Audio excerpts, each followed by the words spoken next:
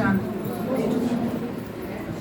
ಪರಮಾತ್ಮನ ಅತಿ ಪ್ರೀತಿಯ ಸಂತಾನರೇ, ವೇದಿಕೆ ಮೇಲೆ ಆಶೀನರಾದ ಹಿರಿಯ ಸಹೋದರಿಯಾದ ಬೆಳಗಾಂ ಸಬ್ ಜೋನದ ಸಹೋದರಿ ಅನಿಲಾಖನವರೇ ಹಾಗೂ ಹಿರಿಯ ಸಹೋದರಿ ಪ್ರಭಾಕರನವರೇ, ಸರೋಜಾಕವರೇ ಹಾಗೂ ಅನೇಕ ನಿಮಿತ್ತ ಇರುವಂಥ ಶಿಕ್ಷಕಿಯರೇ ಹಾಗೂ ಎಲ್ಲ ನನ್ನ ಆತ್ಮೀಯ ಸಹೋದರ ಸಹೋದರಿಯರೇ,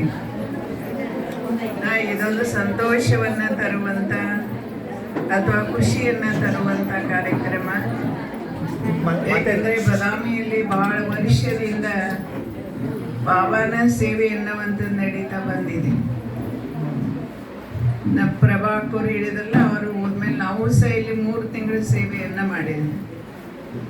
ಪಟ್ಟಣ ಶೆಟ್ಟಿ ಅವರ ಬಿಲ್ಡಿಂಗ್ ಏನಿತ್ತು, ಆ ಬಿಲ್ಡಿಂಗದಲ್ಲಿ ನಾನು 3 ತಿಂಗಳಿದ್ದು, ಲಕ್ಷ್ಮೀ ಅಕ್ಕವರು ನಾವು ಇಬ್ಬರೂ ಕೂಡ ಇದ್ದೀವಿ. ಆ ಸಮಯದಲ್ಲಿ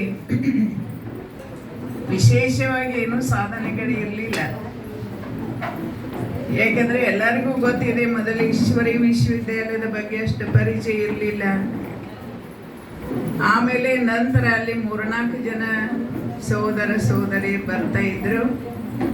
ಅವರಿಂದ ಅಲ್ಲಿ ಸೇವಾ ಕೇಂದ್ರ ನಡೀತಾ ಇತ್ತು. ಆಮೇಲೆ ಬಾಗಲಕೋಟೆಯಿಂದ ನೀಲಮ್ಮಕ್ಕವರು ಬರ್ತಾ ಇದ್ರು ಮತ್ತು ಉಷಾಕ್ಕವರು ಬಂದನು ಅಲ್ಲಿ ಸೇವೆಯನ್ನು ಮಾಡಿದ್ದಾರೆ.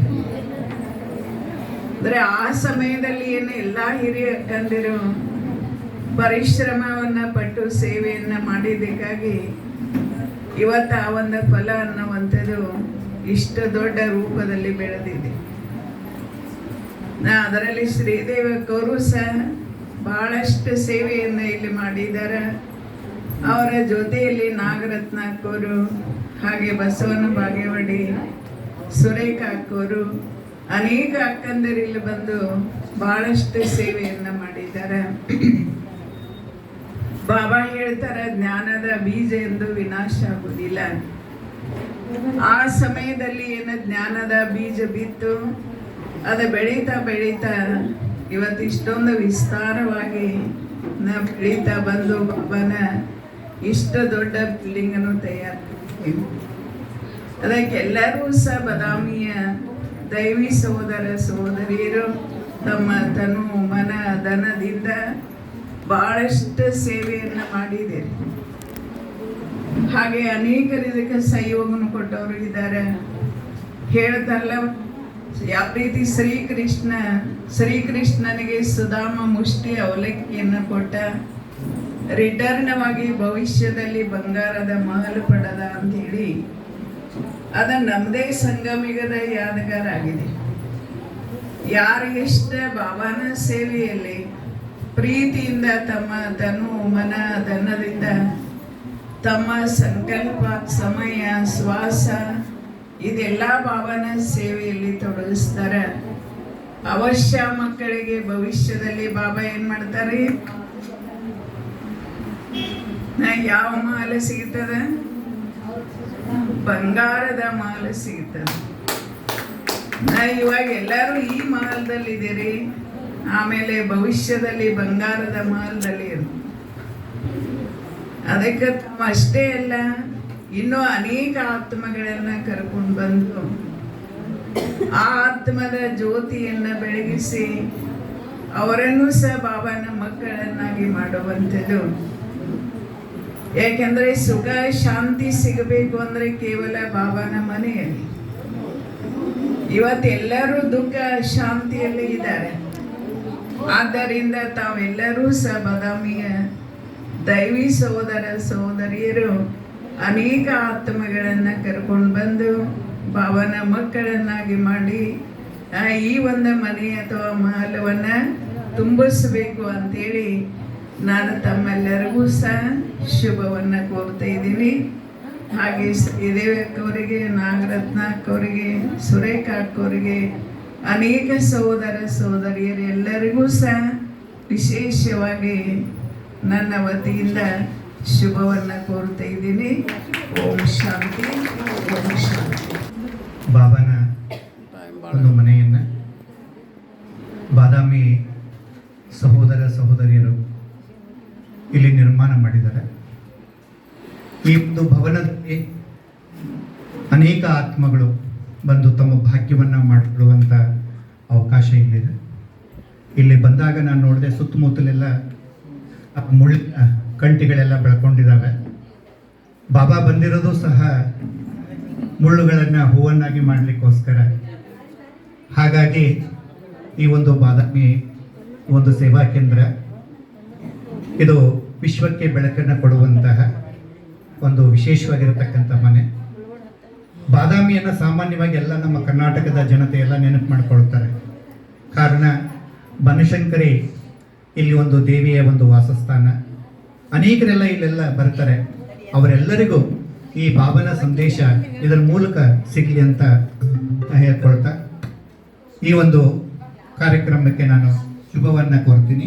ಓಂ ಶಾಂತಿ, ಓಂ ಶಾಂತಿ, ಓಂ ಶಾಂತಿ.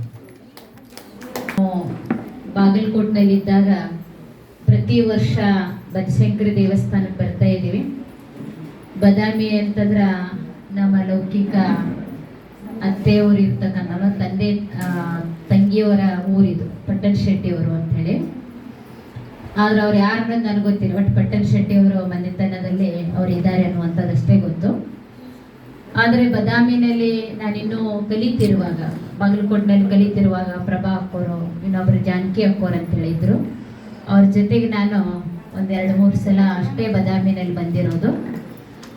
ಎಷ್ಟೋ ವರ್ಷಗಳ ಕಾಲ ಇಲ್ಲೊಂದು ಬಾಬನ್ ಮನೆ ಆಗಬೇಕು ಅಂತಂದ್ರೆ ಎಲ್ಲ ಹಿರಿಯ ಅಕ್ಕಂದ್ರೆ ಮಾಡಿರುವಂಥ ತಪಸ್ಸು, ತ್ಯಾಗ ಮತ್ತು ತಪಸ್ಸಿನ ಒಂದು ಬೀಜವನ್ನು ಏನು ಬಿತ್ತಿದ್ದಾರೆ ಇವತ್ತು ಅದು ಪ್ರಫುಲ್ಲಿತವಾಗಿ ಬೆಳೀತಾ ಇದೆ.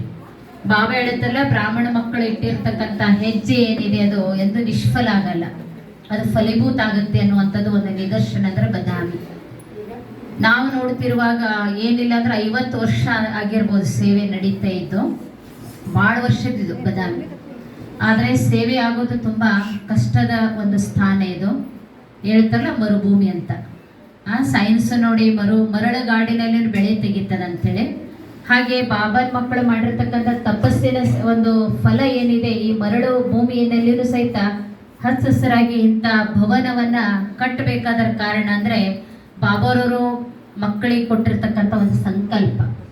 ಏನೇ ಆಗಲಿ ಸೇವೆ ಆಗ್ತಾ ಇಲ್ಲಲ್ಲ ಅಂತ ಬಿಟ್ಟು ಹೋಗ್ಲಿಲ್ಲ, ಮಾಡೇ ತೋರಿಸ್ತೀವಿ ಬಾಬಾನ ಮನೆಯನ್ನ ಅಂಥೇಳಿ ಒಂದು ದೃಢತೆ ಅನ್ನುವಂಥದ್ದು ಏನಿತ್ತು, ಆ ದೃಢತೆಯಲ್ಲಿ ಬಲ ಇದೆ, ನಿಶ್ಚಯದಲ್ಲಿ ಶಕ್ತಿ ಇದೆ ಅನ್ನುವಂಥದ್ದು ಈ ಬಾದಾಮಿನಲ್ಲಿ ಇಂಥ ಭವ್ಯವಾದ ರಾಜಯೋಗ ಭವನ ನಿರ್ಮಾಣ ಆಗ್ಲಿಕ್ಕೆ ಕಾರಣ ಆಗಿದೆ. ಇದೆಲ್ಲದಕ್ಕೂ ಕಾರಣ ಅಂದ್ರೆ ಹಿರಿಯರು ಮಾಡಿರ್ತಕ್ಕಂಥ ತಪಸ್ಸು. ಆ ತಪಸ್ಸಿಗೆ ಬೆಂಬಲವಾಗಿ ನಿಂತಿರ್ತಕ್ಕಂಥವ್ರು ಬಾಬಾ ಎಲ್ಲ ಮಕ್ಕಳಿಗೆ ಸಂಕಲ್ಪ ಕೊಟ್ಟರು, ನೀವು ಏನು ಹೋಗಿರಿ ಜಂಗಲ್ಕೋ ಮಂಗಲ್ ಬನಾವು ಅಂಥೇಳಿ. ಜಂಗಲ್ ಅದ ಅಂದ್ಮೇಲೆ ಹಂಗ ಬಿಟ್ಟು ಬರೋದಲ್ಲ, ಜಂಗಲ್ನಲ್ಲಿ ಇರೋರು ಯಾರು, ಕಾಡು ಮೃಗಗಳು, ಅವ್ರನ್ನೆಲ್ಲರೂ ಉದ್ಧಾರ ಮಾಡಲೇಬೇಕು. ಬಾಬಾ ಮೊನ್ನೆನ ಮುರುಳಿನಲ್ಲಿ ಹೇಳಿದ್ರು, ದುಃಖಿತರನ್ನ ನೀವು ಎಲ್ಲಿವರೆಗೆ ದುಃಖದಿಂದ ಮುಕ್ತ ಮಾಡೋದಿಲ್ಲ ಅಲ್ಲಿವರೆಗೂ ನಿಮಗೆ ನಾನು ಜೀವನ ಮುಕ್ತಿನೂ ಕೊಡಂಗಿಲ್ಲ, ಮುಕ್ತಿನೂ ಕೊಡಂಗಿಲ್ಲ ಅಂತ. ಅದಕ್ಕೆ ನೀವು ಮುಕ್ತಿ ಬೇಕು, ಜೀವನ ಮುಕ್ತಿ ಬೇಕಂದ್ರ ಎಲ್ಲ ಆತ್ಮಗಳನ್ನ ದುಃಖದಿಂದ ಮುಕ್ತ ಮಾಡ್ರಿ ಅಂತೇಳಿ. ಅದಕ್ಕಾಗಿ ಬಾದಾಮಿನಲ್ಲಿ ಶ್ರೀದೇವಿ ಅಕ್ಕೋರು ನಿಂತು ಇಂಥ ದೊಡ್ಡ ಸೇವೆ ಮಾಡಬೇಕಾದ್ರೆ ನಾಗರತ್ನ ಅಕ್ಕೋರು ಆ ಒಂದು ಧೈರ್ಯ ಸ್ಥೈರ್ಯವನ್ನು ಕೊಟ್ಟು ಇಂಥ ಒಂದು ರಾಜಯೋಗ ಭವನ ನಿರ್ಮಾಣ ಆಗಿದೆ. ಇಲ್ಲಿ ಬರ್ತಕ್ಕಂಥ ಎಲ್ಲ ಆತ್ಮಗಳು ನಿಮ್ಮ ತನು ಮನ ಧನ ಬಾಬಾನ ಸೇವೆಯಲ್ಲಿ ಏನು ಹಾಕಿದ್ದೀರಿ, ಇದೆಂಥ ಭವ್ಯವಾದ ಒಂದು ಫಲ ನಿಮ್ಮೆಲ್ಲರಿಗೂ ಬಾಬಾ ಕೊಟ್ಟೇ ಕೊಡ್ತಾರೆ. ಹೇಳ್ತಾರಲ್ಲ ಬಾಬಾ, ನೀವು ಸ್ವಲ್ಪ ಮಾಡಿದ್ರು ನಿಮಗೆ ನಾನು 1ಕ್ಕೆ 100 ಪಟ್ಟು ಸಹಯೋಗವನ್ನು ಕೊಡ್ತೀನಿ, ಸತ್ಯೋಗದಲ್ಲಿ ವಜ್ರದ ಮಹಲ್ ಕೊಡ್ತೀನಿ, ಚಿನ್ನದ ಮಹಲ್ ಕೊಡ್ತೀನಿ ಅಂತ. ಇಲ್ಲಿ ನಿಮ್ದೆಲ್ಲರದು ಏನಾಗಿದೆ, ತನು ಮನ ಧನ ಸಮಯ ಸಂಕಲ್ಪ ಎಲ್ಲ ಸಫಲ ಆಗಿದೆ. ಇನ್ನೂ ತಾವಷ್ಟೇ ಬರೋದಲ್ಲ, ಅನೇಕ ಆತ್ಮಗಳ ಜ್ಯೋತಿಯನ್ನು ಬೆಳಗಿಸ್ರಿ, ಒಂದರಿಂದ ಅನೇಕ ಆತ್ಮಗಳು ಹುಟ್ಟಲಿ ಅನ್ನುವಂಥ ಶುಭವನ್ನು ನಾನು ಈ ಸಂದರ್ಭದಲ್ಲಿ ಕೋರ್ತೀನಿ. ಓಂ ಶಾಂತಿ.